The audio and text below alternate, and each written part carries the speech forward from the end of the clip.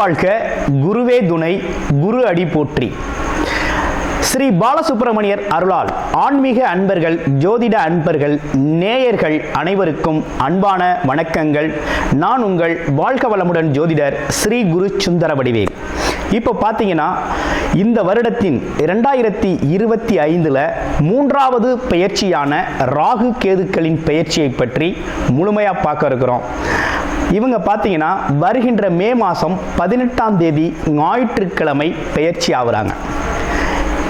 மீன ராசியிலிருந்து கும்ப ராசிக்கு ராகு பகவானும், அதே நேரத்தில் கன்னி ராசியில் இருக்கக்கூடிய கேது பகவான் சிம்ம ராசிக்கும் பெயர்ச்சி ஆகுறாங்க. இவங்க எப்போதுமே பார்த்தீங்கன்னா ரிவர்ஸ் டைரக்ஷனில் தான் இவங்க பெயர்ச்சி பலன் அப்படிங்கிறது இருக்கும். ராகு கேதுக்கள் சாயா கிரகங்கள் அப்படின்னு சொல்லக்கூடிய இவங்களோட பலன்கள்லாம் எப்படி இருக்கும் அப்படின்னு பார்க்கையில், அதுக்கு முன்னால் ராகு கேதுக்கள் எப்படிப்பட்டவர்கள் அப்படிங்கிறதையும் சின்னதாக நம்ம தெரிஞ்சுக்கலாம்.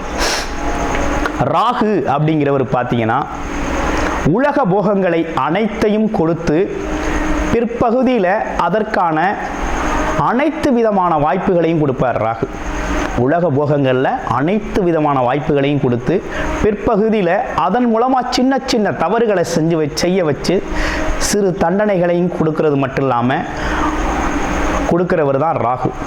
கேது அப்படிங்கிறவர் பார்த்தீங்கன்னா ஆரம்பத்திலேயே பல்வேறு விதமான கஷ்டங்களையும் துன்பங்களையும் இன்னல்களையும் கொடுத்து தன்னோட பிறப்பின் நோக்கத்தை அறிய செய்து பிறகு அவங்களுக்கான வசதி வாய்ப்புகளை கொடுக்கிறவர் தான் கேது பகவான். இருவருமே ஒருத்தருக்கொருத்தர் பெரிய பலம் வாய்ந்தவர்களாக இருக்கிறாங்க. ஜோதிடத்தில் எல்லாரையும் விட மிகவும் பலம் வாய்ந்தவர் ராகு பகவான் இருக்கிறார்.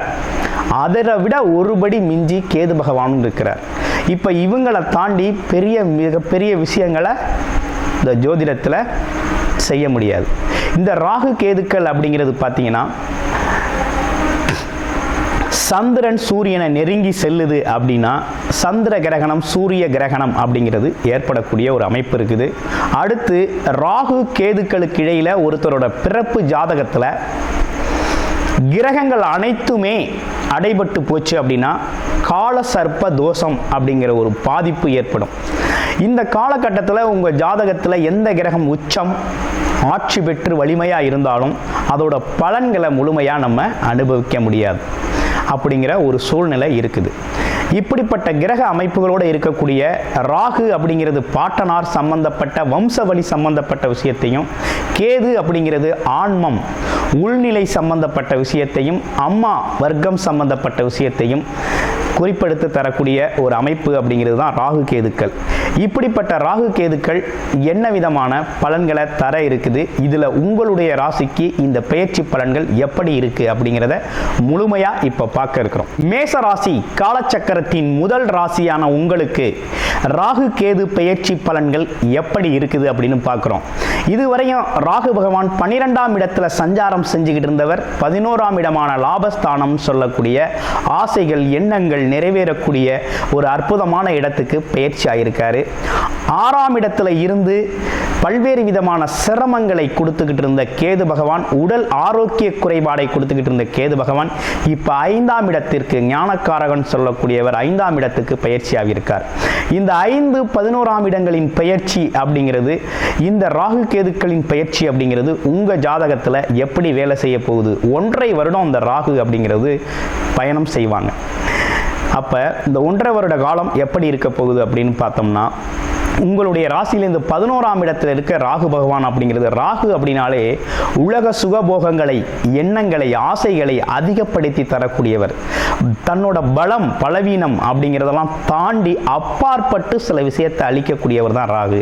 அந்த வகையில் 11ஆம் இடத்துல அமர்ந்திருக்கிறது அப்படிங்கிறது மிகப்பெரிய சிறப்பு.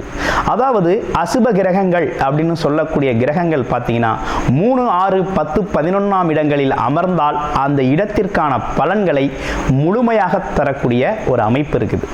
அந்த வகையில் பார்க்கையில் இப்போ 11ஆம் இடம் அப்படிங்கிறது லாபங்கள், ஆசைகள், எண்ணங்கள், தீராத ஆசைகள் இதெல்லாம் நிறைவேற்றக்கூடிய ஒரு அமைப்பு இருக்குது.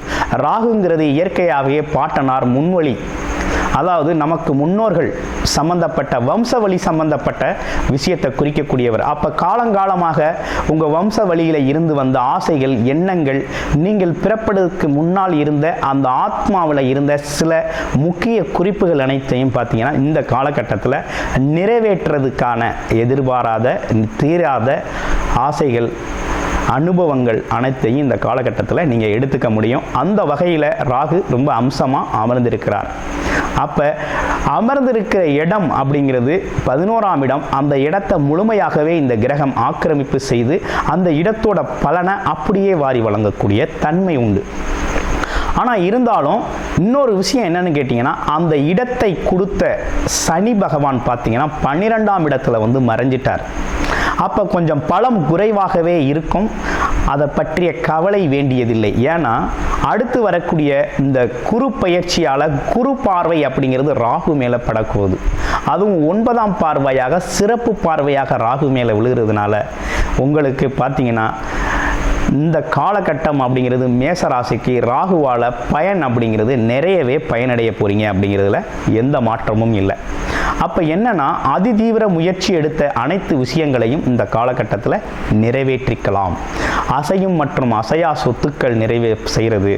அது மட்டும் இல்லாமல் பொருளாதாரத்தில் ஒரு முன்னேற்றத்தை தழுவுறது, தொழில் வளர்ச்சியை மேம்படுத்துறது, ஆமாம் வேலை செய்யும் இடங்களில் தன்னோட பார்த்தீங்கன்னா நிர்வாகத்திறனை அதிகப்படுத்தி கொடுக்கறது, அப்படிப்பட்ட விஷயங்கள்லாம் வருது. இன்னொரு பக்கம் இதே ராகு பகவான் நெகட்டிவாகவும் சில பேருக்கு வேலை செய்வார். என்னன்னா இந்த கிரகங்கள் கொடுக்கிற விஷயத்தை நிறைய கொடுக்குமே தவிர அது எதை கொடுக்கும் அப்படிங்கிறத விட நல்லது கெட்டது ரெண்டையுமே ஈக்குவலாக நிறைய கொடுப்பாங்க, வாய்ப்புகளை கொடுப்பாங்க அப்படின்னு தான் நம்ம எடுத்துக்கணும். அப்போ பாருங்க, பல்வேறு விதமான விஷயங்களில் ஈடுபடுத்துவாங்க. எப்படின்னா பொய் சொல்லி ஒரு விஷயத்தை காரியம் சாதிக்கிறது, அது இல்லாமல் கலப்படம் செய்கிறது, ஆமாம் அதே போல் யாரும் செய்ய முடியாத சில குற்றச் செயல்களை செய்கிறது, மாந்திரீக ஈடுபாடுகளில் ஈடுபடுறது, பிறரை கெடுக்கும் பிறரோட சொல் செயலால் பிறரை வந்து காயப்படுத்துறது, செயல்களால் காயப்படுத்துறது, சொற்களால் காயப்படுத்துறது அப்படின்னு வினைகளையும் செய்ய வைப்பார். கவனம் எடுத்துக்க வேண்டிய அவசியம் மேசராசி அன்பர்களுக்கு இருக்குது. ஏன்னா மேசராசியை பொறுத்த வகையில் எதையும் வேகமாக விவேகமாக அதிரடியாக செய்யக்கூடிய ஒரு அமைப்பு அப்படிங்கிறது இயற்கையாகவே இருக்குது. இருக்கிறதுலே ரொம்ப வலிமை அப்படின்னா உடல் வலிமை, மனோ வலிமை கூட அப்படின்னா மேசராசி அன்பர்களுக்கு தான். ஏன்னா ஆறுமுக கடவுளான செவ்வாய் பகவானே அங்கே ஆட்சி அதிபதியாக இருக்கிறார் இல்லையா, அந்த அமைப்பு இயற்கையாகவே உண்டு. அந்த பலத்தோட கூடுதல் பலம் சேருது அப்படிங்கையில் சில குற்றச் செயல்கள் செய்வதற்கும் தன்னை ஈடுபடுத்த வேண்டிய, அதாவது சுய லாபத்திற்காக, ஆமாம் ஆசைகளுக்காக, விருப்பத்திற்காக சில விஷயங்களை செய்கிறது அப்படிங்கிறது பிற்பகுதியில் தண்டனை அப்படிங்கிற ஒரு விஷயத்துக்குள்ள போய் சேர வேண்டிய அமைப்பு அப்படிங்கிறது இருக்குது. அப்போ இந்த விஷயத்தில் கவனம் எடுத்துக்கணும். உங்களுக்கு லாபம் தரக்கூடிய விஷயமாக இருந்தாலும் அது பிறரை பாதிக்காத வண்ணம், பிறரோட சுகதுக்கங்களை பாதிக்காத வகையில் உங்களோட முன்னேற்றத்தை நீங்கள் செஞ்சுக்கிட்டீங்க அப்படின்னா இந்த ராகு பகவான் அள்ளி கொடுக்க தயாராகிட்டார். நீங்கள் தாராளமாக இந்த காலகட்டத்தை பயன்படுத்தி பல்வேறு விதமான லாபங்களையும் வெற்றிகளையும் குமிக்கலாம். இடமாற்றம், ஊர் மாற்றம், அது மட்டும் இல்லாமல் பதவி உயர்வு, கௌரவம், அந்தஸ்து சார்ந்த விஷயங்கள்லாம் ரொம்ப சிறப்பாக இருக்கும். அடுத்து பாருங்க, கேது பகவான். கேது பகவான் யாரு அப்படின்னு பார்த்தோம்னா 5ஆம் இடத்துல போய் அமர்ந்துட்டார். கேது 5ஆம் இடத்தில் அமர்றது ஒரு வகையில் நல்லது, இன்னொரு வகையில் மனத்தடுமாற்றத்தை ஏற்படுத்துவார், குழப்பத்தை உருவாக்குவார். கேது பகவான் என்பவர் விரக்தி மனப்பான்மையை கொடுக்கறது மட்டும் இல்லாமல் தாழ்வு எண்ணத்தையும் கொடுப்பார். ஆமாம், நம்ம சிந்தனை எண்ணத்தில் பார்த்தீங்கன்னா, அதாவது ராகு அப்படிங்கிறவர் வெளிச்சூழலில் வேலை செய்கிறவர். புறம் வெளியில் நமக்கு கிடைக்க வேண்டிய சொத்துக்கள், ஆதாயங்கள், பொன் பொருள், செல்வம், சுகங்கள் அப்படிங்கிற ஒரு விஷயத்தில் கொடுக்குறவர் ராகுவாக இருந்தாலும், கேது பகவான் அப்படிங்கிறது உள்நிலையில் வேலை செய்வார். உள்நிலை அப்படின்னா மனதில் சில மாற்றத்தை உருவாக்குவார். தாழ்வு எண்ணம், அது மட்டும் இல்லாமல் தன்னை குறுக்கிக்கிறது, அதே போல் நல்லவரை சுற்றி நல்லதே நடந்தாலும் நமக்கு அதில் ஒரு திருப்தி இல்லாத ஒரு தன்மையை கொடுக்கறது, மாற்று சிந்தனையை கொடுக்கறது, அதே நேரத்தில் இது நல்ல நிலையில் அமராதவர்களுக்கு, ஒருவேளை உங்களோட பிறப்பு ஜாதகத்தில் நல்ல நிலையில் இருந்தார் அப்படின்னா என்ன நடக்கும் அப்படின்னு பார்த்தோம்னா, ஜோதிட ஞானம் இருக்கும், மாந்திரீகம் நீங்கள் தெரிந்து கொள்ள முடியும், மருத்துவம் சிறப்பாக வரும். அடுத்து பாருங்கள், உங்களோட சித்தர்கள், ஞானிகள், இவர்களோட தொடர்புகள் கிடைக்கும், உங்களோட ஆத்மம் பலம் கூடும், கண்டுபிடிப்புகள் நிகழ்த்தலாம். இப்படிப்பட்ட பல்வேறு விஷயங்களுக்கு பார்த்தீங்கன்னா கேது பகவான் உதவி செய்வார். அப்போ அமர்ந்த இடத்தை பொறுத்து உங்களோட மனதில் வேலை செய்யக்கூடியவர். அப்போ எதை எடுத்துக்கணும், எதை எடுத்துக்கப்படாது அப்படிங்கிறத வச்சு தான் உங்களோட வாழ்க்கை நிர்ணயம் இந்த 1.5 வருட காலங்கள் இருக்குது. அப்போ நல்லது கெட்டது ரெண்டையுமே கேது பகவானும் ராகு பகவானும் சமமாக கொடுக்கக்கூடியவர்களாக இருக்கிறாங்க. அமர்ந்த இடத்தின் பலன் ரொம்ப சிறப்பாக இருக்குது. அப்போ நல்ல விஷயங்களை நிறைய எடுத்துக்கிட்டீங்க அப்படின்னா வாழ்க்கையில் இந்த ராகு கேதுக்கள் 1.5 வருடங்கள் உங்களுக்கு நல்ல விதமான நல்ல பலன்களை கொடுப்பாங்க. அதுலேயும் கேது பகவான் அப்படிங்கிறது அம்மா வழி சொந்தம். அதாவது பார்த்தீங்கன்னா பௌர்ணமி தினத்தில் பார்த்தீங்கன்னா என்ன நடக்குது அப்படின்னா, சந்திர பகவான் முழுமையாக தன்னோட இதை இழந்துருவார், வலுவிழந்து சூரிய பகவான் பார்த்தீங்கன்னா பிரகாசமாயிருவார். அப்போ என்ன நடக்குது அப்படின்னா, அந்த சூரிய பகவானுக்கிட்ட இருந்து ஒளியை பெற்ற சந்திரனால பார்த்தீங்கன்னா இந்த காலகட்டத்தில் என்ன மாதிரி பலன்கள் ரொம்ப தீவிரமாக இருக்கும் பௌர்ணமியில் அப்படின்னு பார்த்தோம்னா, ஆத்ம பலம் அதிகரிக்கும். அப்போ முழுக்க பார்த்தீங்கன்னா அந்த காலகட்டத்தில் இருக்க பௌர்ணமியால் ஆத்ம பலம் அப்படிங்கிறது கேது பகவான் தன்னோட உயிர்நிலையை உச்ச நிலைக்கு கொண்டு சென்று உணர்வு பூர்வமாக உணரச் செய்பவர் தான் கேது பகவான். எதையும் உணர்த்துதல் மூலமாக செய்கிறவர் கேது பகவான். ராகு பகவான் அப்படிங்கிறது பார்த்தீங்கன்னா உலக சுபபோகங்களை அனுபவிக்கிறது மூலமாக உடல் ரீதியான அனுபவங்களை கொடுக்கிறவர். இவர் மன ரீதியான அனுபவங்களை கொடுக்கிறவராக இருக்கிறார். அப்போ உணர்வு நிலைகளை அதிகமாக தரும். அப்போ இந்த காலகட்டத்தில் நல்ல உணர்வுகளை நீங்கள் எடுத்துக்கிட்டீங்க அப்படின்னா உங்களுக்கும் நல்லது, உங்களை சுற்றம், குடும்பம் மற்றும் பொருளாதாரம் அனைத்திற்கும் மிகப்பெரிய லெவலில் உதவிகரமாக அமையும்.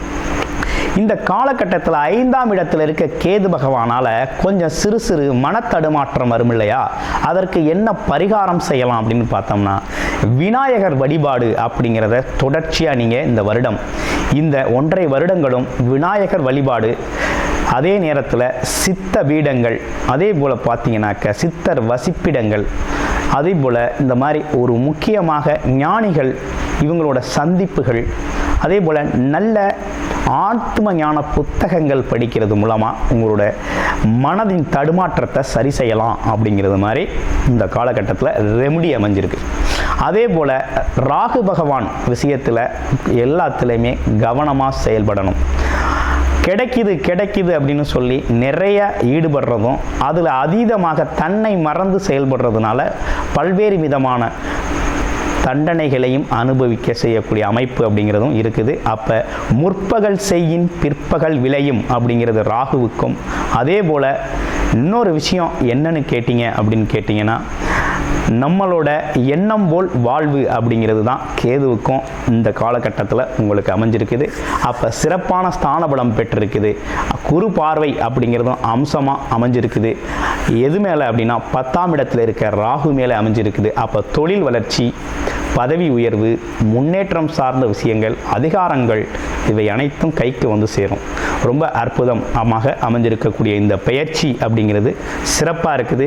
உங்களுடைய பிறப்பு ஜாதகத்தில் ராகு கேதுக்கள் என்ன விதமான ஸ்தான பலம் பெற்றிருக்குது, நல்ல இடங்களில் ஸ்தான பலம் பெற்றிருக்கா, நல்ல நட்சத்திர சாரத்தில் இருக்கா, அவங்களோட தசாபுத்தி அமைப்புகள் நல்ல அமைப்புகளாக இருக்குதா அப்படிங்கிறத நீங்கள் தெரிஞ்சுக்கணும். அது மட்டும் இல்லாமல் உங்களுடைய பிறப்பு ஜாதகத்தை பற்றிய முழு விவரம், என்ன தசாபுத்தி நடக்குது, இந்த காலகட்டத்தில் எது சாதகமாக இருக்குது பாதகமாக இருக்குது அப்படின்னு தெரிஞ்சுக்கணும்னு விருப்பப்பட்டீங்க அப்படின்னா டிஸ்பிளேல தர்ற நம்பருக்கு கால் பண்ணி அப்பாயின்மெண்ட் ஃபிக்ஸ் பண்ணிக்கிட்டு உங்களுடைய முழுமையான ஜாதகத்தை நீங்கள் பார்த்து தெரிந்து கொள்ளலாம். நன்றி, வணக்கம், வாழ்த்துக்கள்.